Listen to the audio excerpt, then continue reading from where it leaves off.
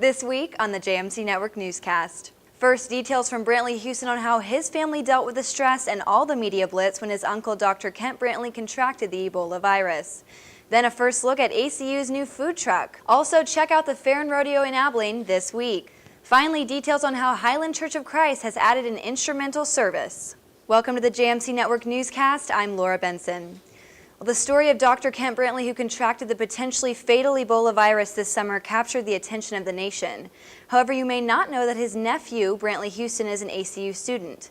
Last week, Houston spoke in his departmental chapel about his family dealt with the stress and all of the media blitz.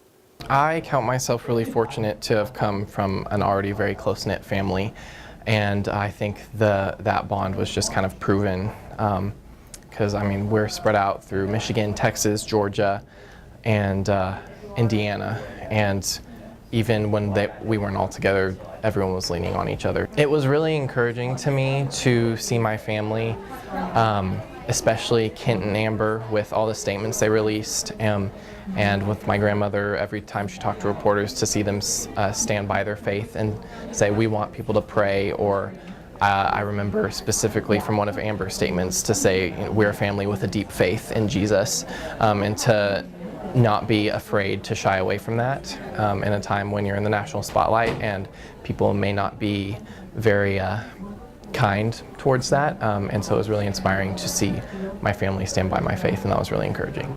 Well, ACU now has its own food truck. Check out more details on the plans ACU has for this new vehicle and how you can get involved. Nathan Lundeen has more on this story.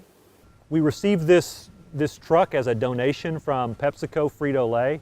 PepsiCo had this idea to donate this truck, one of their old delivery trucks, to ACU students in a project that would have them imagine how they could transform this truck into something like a mobile food learning lab. Students will earn honors credit towards this project, but most important, I think, is the idea of having them collaborating and working together, where students will experiment with ideas and solutions and using the facility that we have with the Maker Lab to prototype their ideas. We're going to use the truck. Right now it's kind of an empty shell. Right now it's a blank canvas.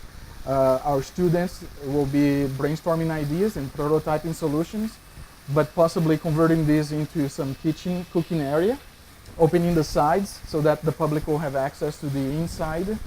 And we are all excited about this project. I think it's going to be a really cool experience for all of those involved in it. Well, the West Texas Fair and Rodeo has once again come to town. Check it out. We travel, we have a certain route that we do, it's the same route every year.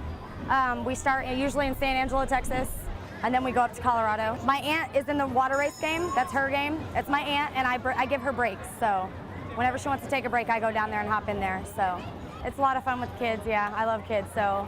Overall experience-wise, it's just like a great atmosphere. Like you can come and hang out with friends, or you can eat. My favorite one was probably the Sky Master. It like flips upside down, and you kind of just like hold there, and it's not only the ride, but like hearing everyone else scream. It's really funny. Highland Church of Christ, a local Abilene church, has broken from tradition and now offers an instrumental service. Bianca Luna has more on this controversial decision.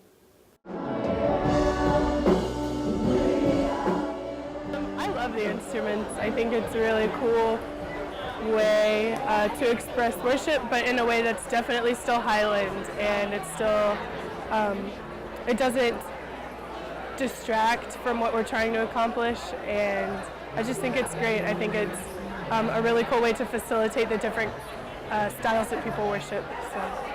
We're really loving it. It's going well, and just excited to see such great response from our members here and from people who are guests joining us. I love acapella and I love instrumental, and I'm doing both now. And with acapella, that's just such our heritage, and it's so great to hear the voices. The thing that I love about the instrumental service is that instruments give us a little bit of margin, so that as we're playing through a song, the instruments can just play for a little bit, and you can take time to soak in the words that you're singing, to think about what's going on without everyone having to sing at the same time, and then bring everybody back in. But I love both, and I love the mix of both. like we're doing in our instrumental service, where sometimes the instruments drop out and the voices just take over. I love that too. You know what? Everybody here has been super awesome, and very encouraging and supportive. So, and we really appreciate that. There've been a lot of people praying for this. Thanks for watching the JMC Network Newscast. I'm Laura Benson. For more stories and breaking news, go to acuoptimist.com.